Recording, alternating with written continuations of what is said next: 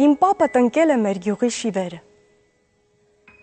Իմ պապը պայտել է մեր գյուղի ձիերը։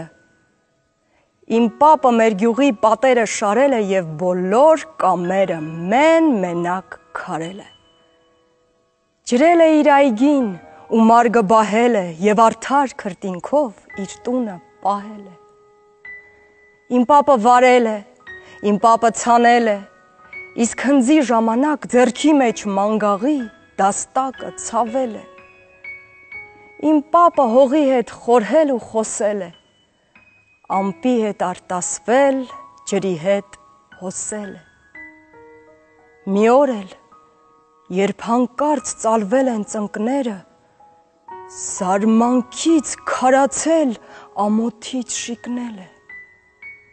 Թողել են ամաչը եւ շունչը պահել է, եւ հետո քրտինքը ճակատին պաղել է, եւ պապը ակոսում պառկել ու քնել է,